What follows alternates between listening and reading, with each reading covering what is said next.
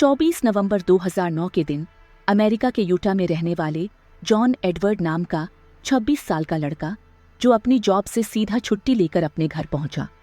और वहां जाकर जब वह फैमिली को मिला तब सभी ने मिलकर प्लान बनाया कि क्यों ना वह सभी इस वेकेशन को अच्छे से एंजॉय करें और फिर वह नटी पटी केव एक्सप्लोर करने का प्लान बनाते हैं। लेकिन उसे क्या पता था ये फैसला उसकी जिंदगी का आखिरी फैसला होगा। कब्र जितनी तंग जगह जिसमें हाथ हिलाना तो दूर की बात, सांस लेना भी मुश्किल था। बदकिस्मती से इसी कंडीशन में जॉन उल्टा फंस गया। ये कहानी है 26 साल के जॉन जोन्स की, जिसकी जिंदगी के आखिरी 27 घंटे इस गुफा में गुजरे। यूटा के साल्ट लेक के करीब छोटी छोटी चट्टानें हैं जिसके अंदर यह नटी पटी नाम की हाइड्रोथर्मल केव मौजूद है। 1960 में पहली बार यह गुफा डेल ग्रीन नाम के शख्स ने डिस्कवर की और तब से लेकर यहां हजारों केवर्स आने लगे। नटी पटी केव अपने टाइट रास्तों की वजह से काफी मशहूर है, जिसके अंदर जाने का सिर्फ एक ही रास्ता है, वह भी सिर्फ 30 इंच चौड़ा। 1999 से 2004 के बीच यहां कुछ हादसे हुए जिस वजह से गुफा की सेफ्टी को लेकर सवाल उठाए जाने लगे। इसी वजह से 2006 में अथॉरिटीज ने नटी पटी केव को बंद कर दिया। लेकिन प्रोफेशनल केवर्स का कहना था कि अगर बंद करना ही है तो सिर्फ उन लोगों के लिए बंद किया जाए जिनका केविंग का कोई एक्सपीरियंस नहीं है, क्योंकि अक्सर वही लोग यहां फंसते हैं। 2007 में इसको नए रूल्स के साथ फिर से खोल दिया गया। नटी पटी केव में जाने के लिए 21 दिन पहले ही परमिट के लिए अप्लाई करना पड़ता था और इसी परमिट के लिए सॉल्ट लेक सिटी के दो भाइयों जॉन और जोश जोन्स ने भी अप्लाई किया। 24 नवंबर 2009 को रात के 8 बजे 26 साल की जॉन अपने ग्रुप के साथ नटी पटी केव पहुंचा। दोनों भाइयों को केविंग का एक्सपीरियंस तो था, लेकिन नटी पटी केव में वह पहली बार जा रहे थे। गुफा के अंदर जाने के 1 घंटे तक सब कुछ नॉर्मल चल रहा था, जिसमें उन्होंने सबसे बड़ी कैविटी को एक्सप्लोर किया, जिसको बिग स्लाइड कहते हैं, और आपस में एक मैप देखकर डिसाइड करते हैं कि वह इस केव के सबसे चैलेंजिंग बर्थ कैनाल को विजिट करेंगे, जो कि इस केव के सबसे डीपर सेक्शन में है। ये इतना टाइट है कि सिर्फ कुछ ही लोग इस केव को क्रॉस कर पाते हैं और ये माना जाता है कि ये एक लॉन्ग टाइट पैसेज है। इसे अगर क्रॉस कर गए तो एंड में एक और लंबा टाइट पैसेज आएगा और अगर उसे भी क्रॉस कर गए तो एंड में छोटा सा रूम मिलेगा जहां आपको टर्न होने का मौका मिलेगा और वहां से आप वापस आ सकते हो।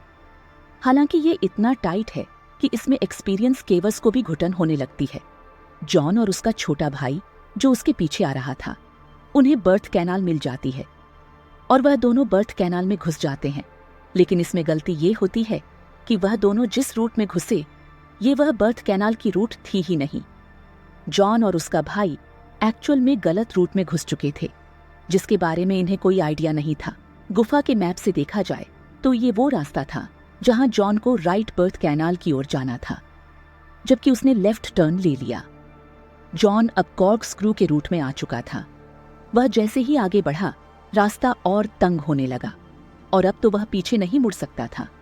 वो आगे बढ़ता गया इस उम्मीद में कि शायद आगे रास्ता चौड़ा होगा और वह वहां से मुड़ जाएगा। आगे उसको नीचे की तरफ एक जगह नजर आई और यहां जॉन को लगा कि शायद वह यहां से वापस मुड़ सकेगा। यहां मामला बिगड़ गया, क्योंकि बदकिस्मती से जब वह 10 बाय 18 इंच के इस रास्ते में दाखिल हुआ तो आगे एक डेड एंड था और अब जॉन वॉशिंग मशीन जितनी जगह में उल्टा फंस चुका था।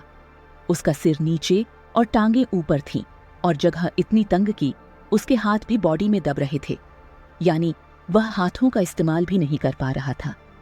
जॉन ने कई बार वहां से निकलने की कोशिश की, लेकिन कामयाब नहीं हुआ। अब जॉन ने अपने भाई को आवाज देना शुरू किया। कुछ मिनट के बाद जब जॉश वहां आया तो उसको जॉन की सिर्फ टांगे नजर आईं। पहले उसने अपने भाई की इस हालात का मजाक बनाया, लेकिन जब उसे अंदाजा हुआ तब जॉश भी घबरा गया। उसने कई बार जॉन को खींचकर निकालने की कोशिश की, लेकिन इससे मामला और खराब हो गया, क्योंकि अब जॉन और ज्यादा नीचे चला गया। जॉन उल्टा फंसा हुआ अपनी बॉडी को बिल्कुल भी नहीं हिला पा रहा था। इसके बाद उन्हें लगने लगा अब उन्हें प्रोफेशनल हेल्प की जरूरत है। जॉश केव से बाहर आता है और सभी को इसकी जानकारी देता है। रेस्क्यू टीम को बुलाया जाता है। यहां पर सबसे बड़ी प्रॉब्लम यह थी कि जॉन अपसाइड डाउन पोजीशन में था और रेस्क्यू डॉक्टर का मानना था कि अपसाइड डाउन पोजीशन में रहने की वजह से वह सिर्फ 8-10 घंटे तक ही जिंदा रह सकता है और फिर उसके बाद सारे ऑर्गन्स फेल होना शुरू हो जाएंगे और उसे कार्डियक अरेस्ट आ सकता है। करीब 3 घंटे बाद पहली रेस्क्यू टीम मौके पर पहुंच गई। ये सूसी मोटोला थी। सूसी अपने पैरों में रस्सी बांधकर अंदर घुसती है ताकि वह अंदर जाकर अटक ना जाए। इसकी हाइट 5.3 फीट थी, जिससे सूसी को कॉक स्क्रू एरिया से क्रॉस करने में बहुत आसानी हो जाती है। सूसी 2 घंटे तक जॉन को बाहर निकालने की कोशिश करती है, लेकिन जॉन बहुत बुरी तरह फंसा हुआ था। अब तक जॉन को वहां फंसे हुए 9 घंटे हो चुके थे। बाहर सभी रेस्क्यूअर मिलकर जॉन को बाहर निकालने के लिए एक प्लान बनाते हैं। डिसीजन लिया जाता है कि वहां एक पुलिस सिस्टम इंस्टॉल किया जाएगा और एक मशीन से उसे खींचा जाएगा, क्योंकि 5 साल पहले ब्रॉक क्लार्क भी कॉक स्क्रू एरिया में अटक गया था, तो उसे भी पुलिस सिस्टम से ही निकाला गया। इक्विपमेंट के सभी पीसेस को कॉक स्क्रू के दूसरे साइड ले जाने में घंटों लग रहे थे। टनल एक्सट्रीमली टाइट थी और सिर्फ छोटे टूल्स को ही अंदर ले जाया जा सकता था। असिस्ट करने के लिए भी एक टाइम पर एक ही रेस्क्यू वर्कर अंदर जा सकता था। हर एक पुलिस सिस्टम को इंस्टॉल होने में घंटों लग रहे थे। जॉन को वहां अटके अब तक 12 घंटे हो चुके थे। उसका 90 किलो का शरीर ग्रेविटी के प्रेशर से लड़ रहा था। अब उसके ब्लड सर्कुलेशन में गड़बड़ी होने लगी और धीरे धीरे उसकी सांसें रुक रही थीं। रेस्क्यूअर और जॉन की फैमिली के लिए जॉन को ऐसी हालत में देखना बहुत ही मुश्किल था, लेकिन वो भी हेल्पलेस थे। ड्रिल करते हुए रेस्क्यूअर भी एग्जॉस्ट हो रहे थे। इतना टाइम बीतने के बाद जॉन के पास एक वाइड टेलीकॉम सिस्टम लगाया जाता है और उसकी वाइफ उससे बात करती है और जॉन को इनकरेज करने की कोशिश करती है। अब तक शाम के 4 बज चुके थे। जॉन को 18 घंटे पूरे हो चुके थे और अब पुलिस सिस्टम भी लग चुकी थी। एक रेस्क्यूअर जिसका नाम रियान था, वह केव में घुसता है और जॉन के पैरों को रस्सी से बांधकर खींचता है, लेकिन जॉन के पैरों में बहुत दर्द हो रहा था। वह जब भी खींचता, जॉन उसे रुकने को कहता और फिर वह कुछ टाइम के लिए रुक जाते और दोबारा कोशिश करते। अब लग रहा था कि पुलिस सिस्टम काम कर रहा है। जॉन अब ऑलमोस्ट इतना ऊपर उठ गया था कि वह अब रियान को देख सकता था। इसी तरह अब तक 19 घंटे बीत चुके थे। हालांकि थोड़ी सफलता तो मिल रही थी, लेकिन उसे निकालना काफी मुश्किल था। जॉन के पैर केव की छत को टच कर रहे थे और उस पैसेज में पैरों को मोड़ना इम्पॉसिबल था। रियान डिसाइड करता है कि वह इसके पैरों को तोड़ देगा। इसी बीच कुछ ऐसा होता है जिसके बारे में कोई सोच भी नहीं सकता था। एक बोल्ट जो जॉन के ऊपर दीवार में ड्रिल किया गया था, वह दीवार से निकल जाता है और सीधा रियान के सर पर लगता है, जिससे रियान अनकॉन्शियस हो जाता है और जॉन, जो आधा ऊपर उठ चुका था, वह स्लिप होकर इनिशियल पोजीशन में चला जाता है और अब जॉन का कोई रिस्पॉन्स भी नहीं आ रहा था। अब शायद वह कभी बाहर नहीं आ सकता था।